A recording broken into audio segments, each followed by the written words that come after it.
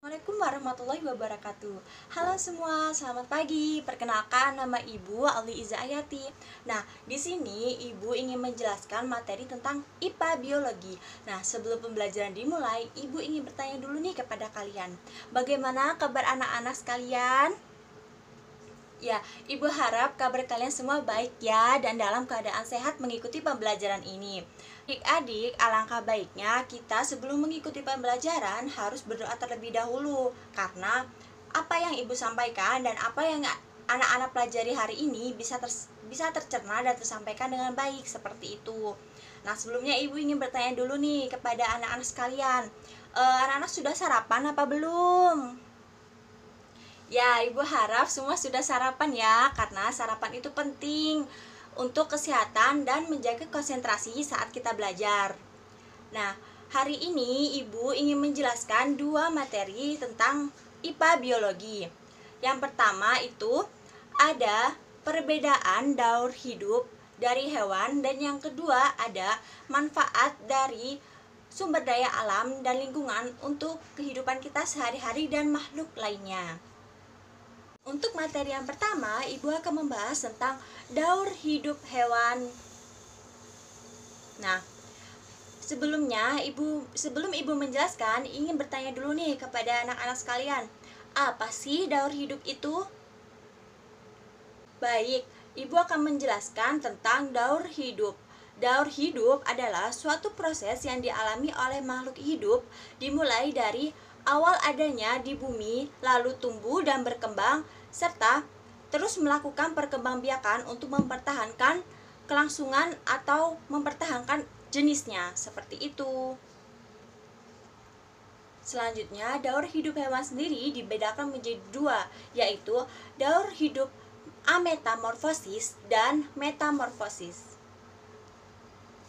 Apakah anak-anak di sini ada yang mengetahui tentang daur hidup ametamorfosis? Daur hidup ametamorfosis adalah daur hidup yang diawali dari lahirnya netasnya hewan baru yang berasal dari induk dan menyerupai induknya. Nah, contoh dari hewan daur hidup ametamorfosis itu apa sih? Ada yang bisa memberi contoh? Nah, di gambar ini Ibu sudah menjelaskan ya tentang daur hidup ametamorfosis. Contoh hewannya yaitu ada ayam dan kucing. Nah, di sini anak-anak, siapa yang punya kucing di rumah? Nah, itu bisa kalian lihat dan perhatikan ya bagaimana kucing itu melahirkan dari anak dan tumbuh berkembang seperti induknya. Kedua, ada metamorfosis. Sebelumnya, Ibu ingin bertanya dulu nih kepada anak-anak, apa sih yang anak-anak ketahui tentang metamorfosis ini? Baik, Ibu akan jelaskan. Metamorfosis adalah perubahan bentuk hewan secara bertahap setelah kelahiran atau penetasan dan bertumbuh menjadi dewasa. Perbedaan dari ametamorfosis dan metamorfosis sendiri, ametamorfosis adalah suatu kelahiran hewan yang dilahirkan oleh induknya yang menyerupai seperti induknya.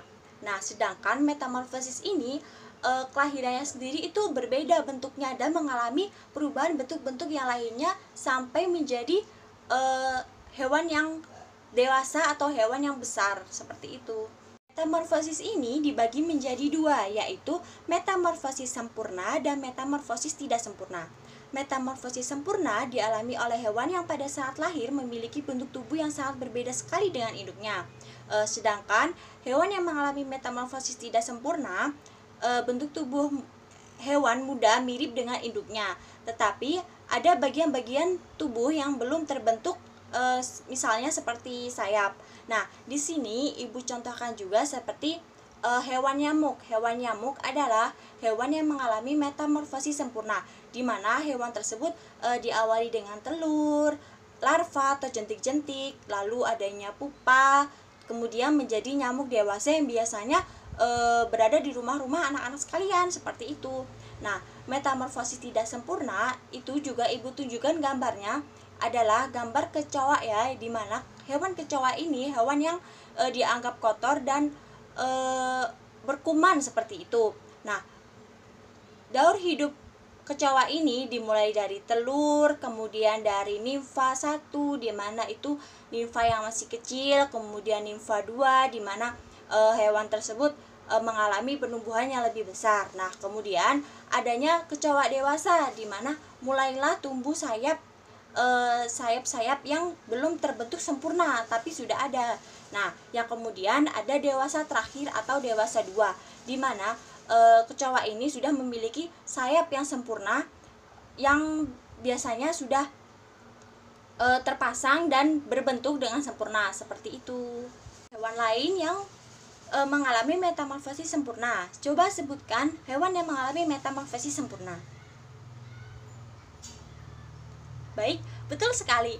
Hewan yang mengalami metamorfosis sempurna adalah ada nyamuk, ada kupu-kupu, ada katak, bisa saja katak, lalu ada lalat, biasanya kan yang hewan-hewan yang sering kita jumpai seperti itu. Selanjutnya, hewan apa lagi sih yang mengalami metamorfosis tidak sempurna?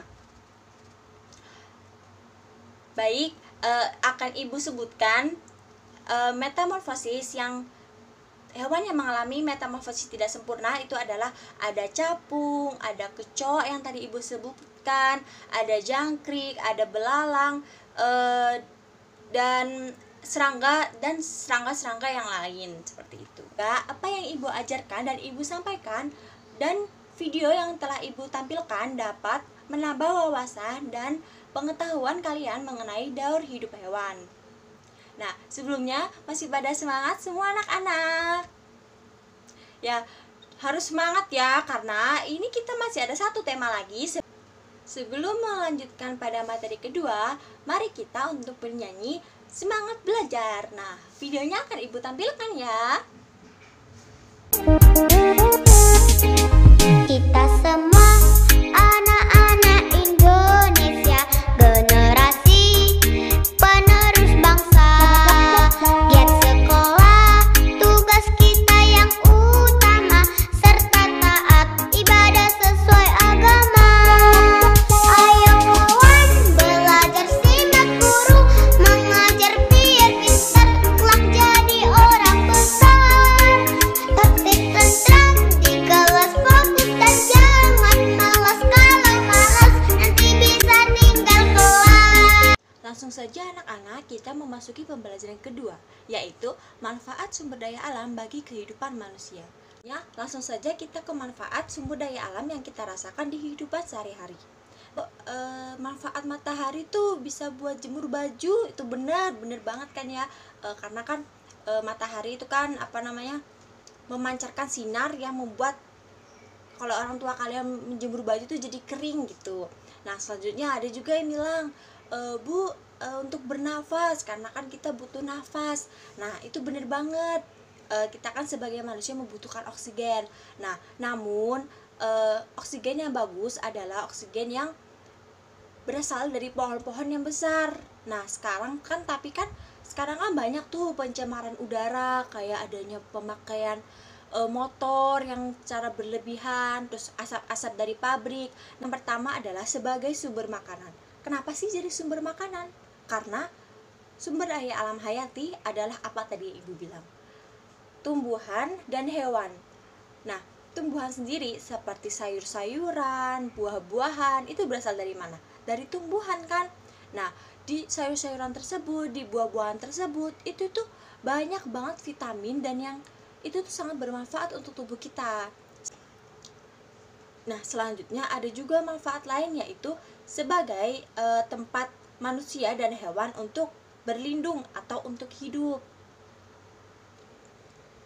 Nah, sumber daya alam itu juga berfungsi untuk menjaga kelestarian dari alam itu sendiri.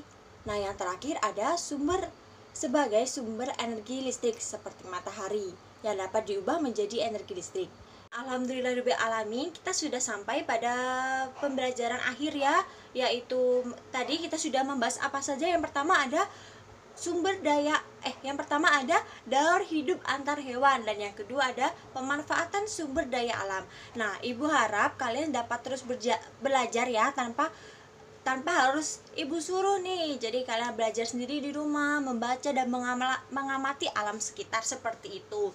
Nah, sebelum menutup pembelajaran, alangkah baiknya kita mengucapkan alhamdulillahirabbil alamin. Sudah sampai pada akhir dari pembelajaran ini, anak-anak sekalian bisa untuk istirahat, untuk menyiapkan untuk pembelajaran selanjutnya. Baik, sekian dari Ibu. Terima kasih. Jika Ibu ada salah-salah dalam berbicara dan menjelaskan, Ibu sangat mohon maaf. Baik, anak-anak semua, jangan lupa untuk jaga kesehatan, untuk tetap makan, tetap minum yang banyak. Dan kalau keluar rumah jangan lupa untuk patuhi 3M ya. Memakai masker, mencuci tangan dan menjaga jarak. Baik, stay safe semua, stay healthy, jangan lupa jaga kesehatan. Terima kasih. Wassalamualaikum warahmatullahi wabarakatuh. Dadah.